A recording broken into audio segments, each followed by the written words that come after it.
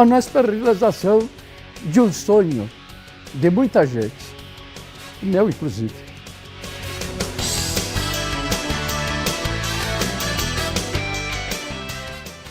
Eu dediquei a minha vida inteira à educação, né? Fui professor, diretor na Universidade de São Paulo, né? E depois, pela circunstância, fui coordenador do ensino superior, do Estudo Isolado, reitor da Unesp, tive a oportunidade de ser secretário de Educação e, pelas circunstâncias também, deputado federal, vice-presidente da Comissão de Educação da Câmara Federal. Existe um filósofo, sociólogo, né? muito famoso, não é brasileiro, e que ele dizia que uma das realizações humanas que mais gratifica um indivíduo é a criação de uma universidade. De todas as minhas atividades, eu creio que a mais importante, efetivamente, foi a criação da Unesp.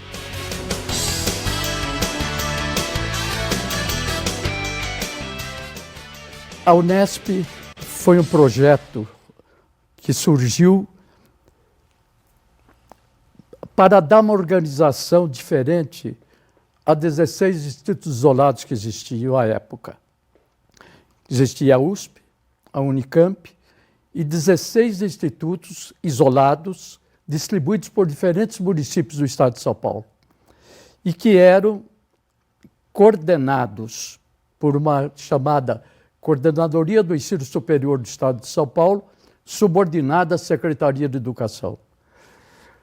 Num determinado momento em que houve a necessidade de fazer uma reforma da Secretaria, em virtude da implantação do ensino de primeiro e segundo graus pela reforma do Ministério da Educação,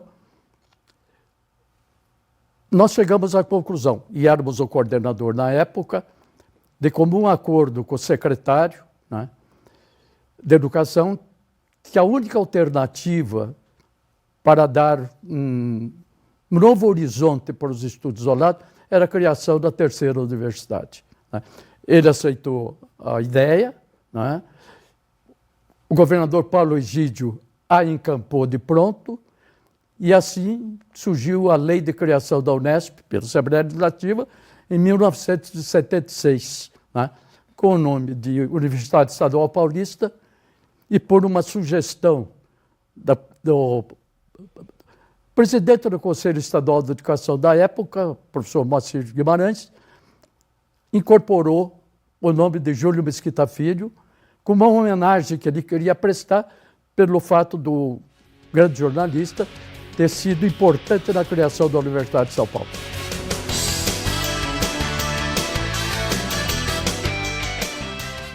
Como assinalei, foi o secretário de Educação da época, Dr. José Bonifácio Coutinho Nogueira, né, e o governador Paulo Egídio. Né. É claro que depois da organização em si, os diretores tiveram grande participação dos 16 estudos isolados, e aquelas pessoas mais íntimas, por exemplo, que foi o secretário-geral trabalhando comigo e chefe de gabinete, Dr. Roberto Basile, né, e a chefe da consultoria jurídica, doutora Sandra Juliana Miranda.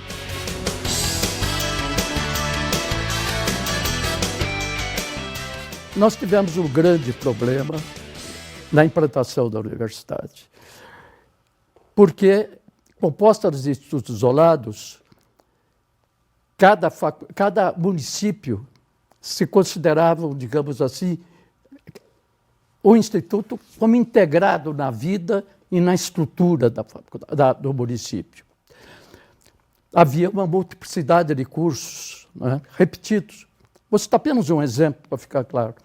Por exemplo, Marília, Assis e Presidente Prudente. Todos na área de ciências humanas ou filosofia, com repetição de cursos.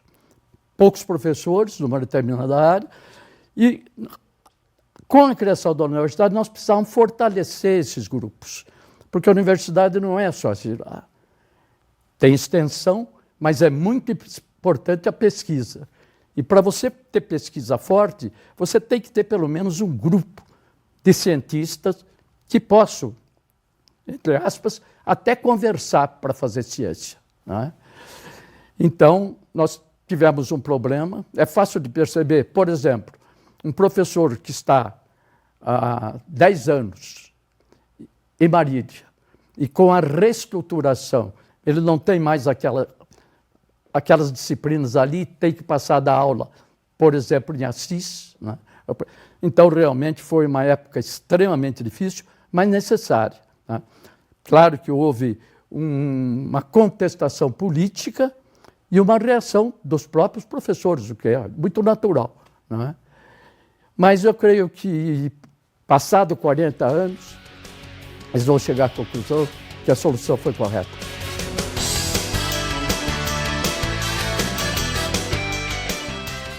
As realidades são diferentes, né? Os problemas que eles enfrentam hoje são muito diferentes daqueles que nós tivemos que enfrentar à época da criação da Unesp.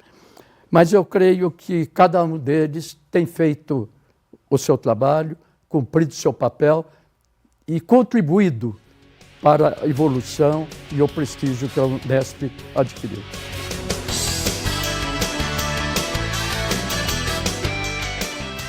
Eu acho que hoje todos eles têm orgulho de pertencer à universidade, né?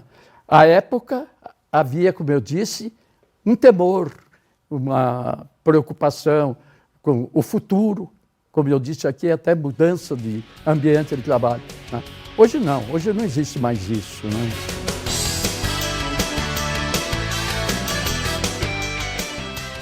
Os funcionários da Unesp têm o mesmo, sejam os professores, sejam os funcionários, o mesmo status que têm os professores e os funcionários da USP e da Unicamp, não é?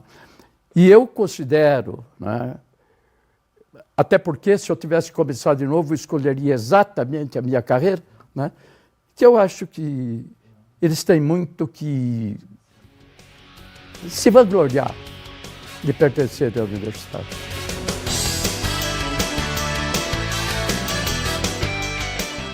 Eu creio que os alunos hoje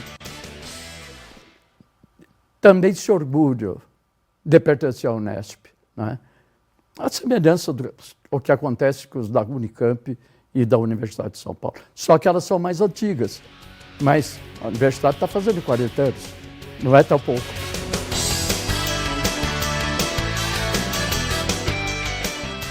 A universidade cresceu. À época nós tínhamos 16 campi, como eu disse. Hoje eu creio que são 24, não é? Então, é assim. Eu pensava, à época, mas eu acho que ainda poderá ocorrer. Eu achava que a Unesp era uma universidade de transição. Com o tempo, ela seria dividida em universidades regionais, não é? Umas 3 universidades regionais. Mas isso não aconteceu. Não sei se um dia vai acontecer, não é? Porque ela está distribuída, como nós dissemos agora, praticamente no estado inteiro. Como a mais nova das universidades, é evidente que, se você compara com a USP, com a Unicamp, eles têm um nível de amadurecimento muito maior. Então, eu creio que a Unesp já atingiu a maturidade, né? Mas ela vai ter ainda muita coisa para evoluir, se bem que ela já é conhecida nacional, internacionalmente, né? Mas eu creio que haverá sempre alguma coisa para melhorar.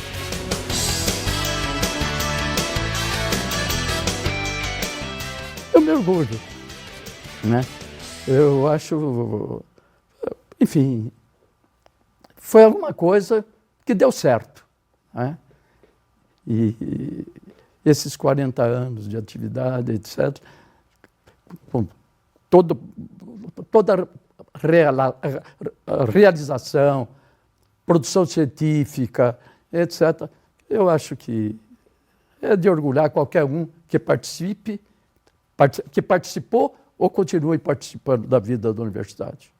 O que mais eu poderia desejar, né, do que ter participado da criação de uma universidade? e uma universidade como a Unesp. Né? E eu acho que eu não aspiro mais nada, realmente, em termos de realização profissional e pessoal. Até porque eu sou um ilustre professor aposentado.